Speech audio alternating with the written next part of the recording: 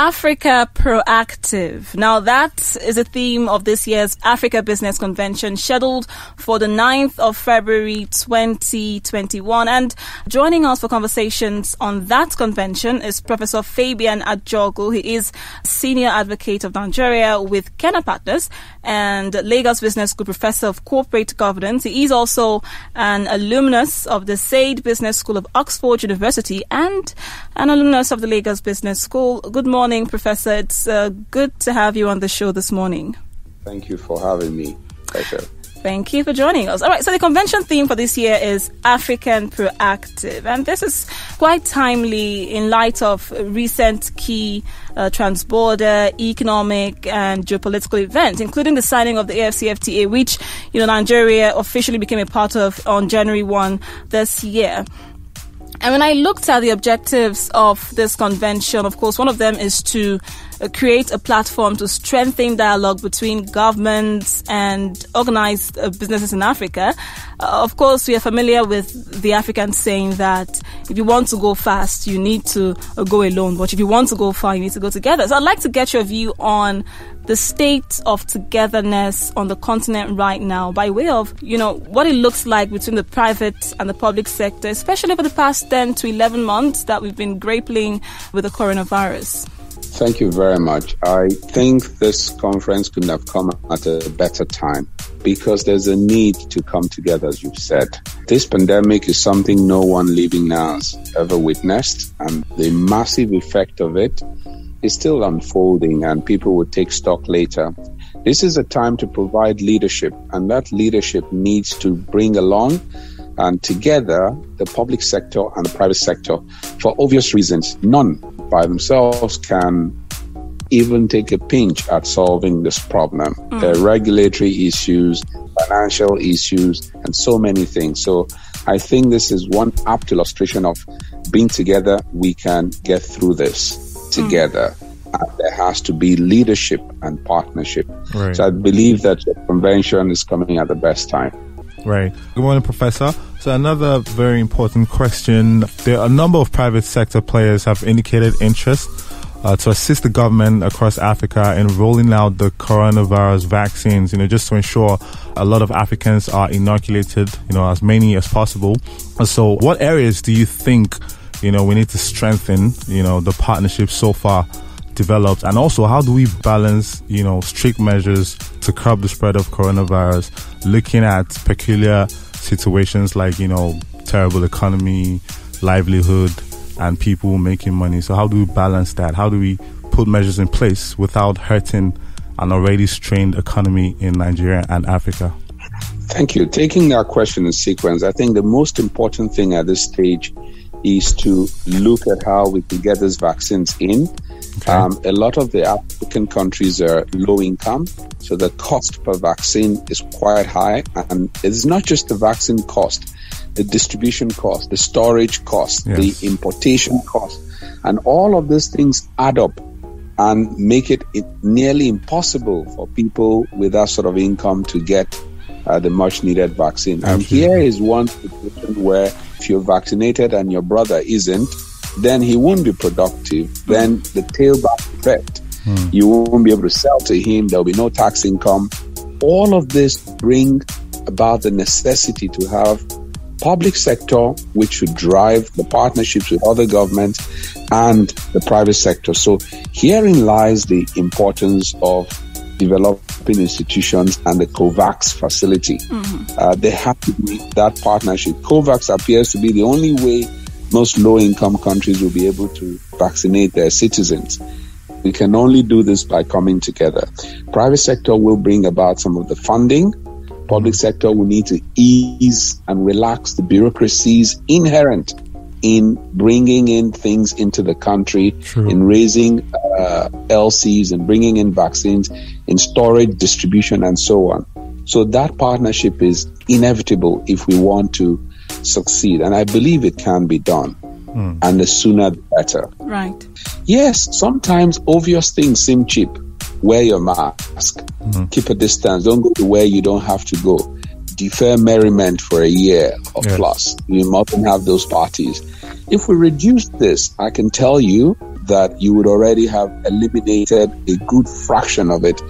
And guess what? Whether tested, tried, or admitted, medical practitioners and patients are testifying to getting some sort of relief from the medicine, ivermectin, and some of the other medications. So why not just keep that steady, and so that we can grapple with this pandemic? Right. Now, when you look at current demographic across Africa, I mean, right now, every country would need to generate more revenues, create more jobs, especially with the job losses we saw last year. They'll need to accelerate growth while also trying to preserve the environment, which brings me to the climate change topic now. It's been an increasing threat to Africa. As far as climate change is concerned, it is a shared responsibility across continents between public policymakers, private sector operatives, and even investors. So the same way Africa has experienced sort of like a leapfrog in the telecom and digital sectors, do you see Africa being at the forefront of the climate change evolution, considering that right now I can say that it is free from all the economic models based on heavy greenhouse gas issues? And should we expect this to be on the table during the convention? Truth is that climate change is a global problem, and the science is there to back it up. We're only just beginning to see the effects in much of Africa, especially those along the coastal waters with flood and so on. Now, given this late entry and participation for most of African states, it may be difficult to really be at the forefront. But this doesn't mean we shouldn't begin. I think that the time has come to begin to pay attention to issues of climate change. And we can start that simply by joining some of the already existing accords and taking some of the best practices of sustainability to the planet. Now, in terms of leapfrogging to existing things, we've got renewable energies, especially in the rural areas. You look at electrification. Now, these projects by themselves create jobs. Job creation is a way to reduce the effect of the lockdown. Because when you lock down, you are essentially switching off a big economic machine. Exactly. And to restart it, it's like a generator. To restart it is a lot of protocol and to gain traction.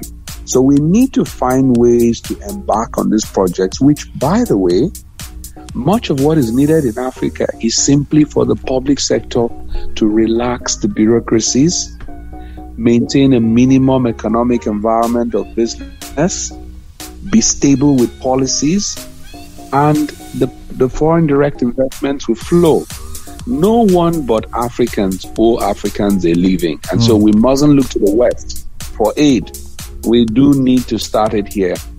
And like I said, the ease of doing business, the reversals through projects, these will create some sort of near reversal of the effect of having been locked down for so long. Keep in mind, there is full lockdown, which we experienced last year, and there's partial lockdown, which is going on now by reduced social activities, which by themselves drive economic growth. Right. Thank you. Absolutely fantastic. Still on the convention, one of the major objectives would be policy and knowledge sharing across the continent for the purpose of increasing productivity, business growth, and profits. Now, what are some key tips and advice you would give to young entrepreneurs coming into the African market today, and how can they, become very successful? Thank you. That's a very good thing to look at this convention. See, business is actually no boundaries these days. Right. You need to be able to either source materials from location A, and your target market might be location B, and whereas you are in C. Much of what Africa needs to do is to relax the barriers for movement. An illustration, our richest man, Aliko Dangote, needs 54 visas to go around Africa. His assistant, who's an American, needs only 2 sort of visas. And the question you then ask is, as you would ask the question, who then in this is called the brother of the other? We need to reduce the barriers to trade, to movement. And I should like that this is one of the things we put forward in the convention. Once you reduce barriers, what you can then expect is that entrepreneurs will move to market driven locations. Right. Investment will go to where they're needed. And the government must then realize that the more the business, the more the Caesar's take. The Caesar's take is tax. So there will be wealth created, and you will partake in 32% of that wealth. Absolutely. So I think that this is what entrepreneurs need to look at, broadening their markets. You'd be surprised to know, or pleased to know, that a lot of the shoemakers in Aba find Gambia as their purchase market, where they're sending the shoes for obvious reasons. The demand is there. They probably are not as material driven to look for a Gucci, and perhaps the people in country are not classifying them as Aba-made in some sort of derogatory way. And so the products are in high demand in the Gambia, Cameroon, and so on. This is what true removing barriers to trade will help, and entrepreneurs need to drive this point through the organized private sector, through the likes of conventions such as ours, through Business Day and its strong voice in championing the cause of economic growth, and be able to make that difference. And I am optimistic about it. Very. All right, now, just before we let you go, Professor, what more should we expect from this convention? And most importantly, who can attend? Number one, I associate talk and action with Business Day. I would like to see the talk and action.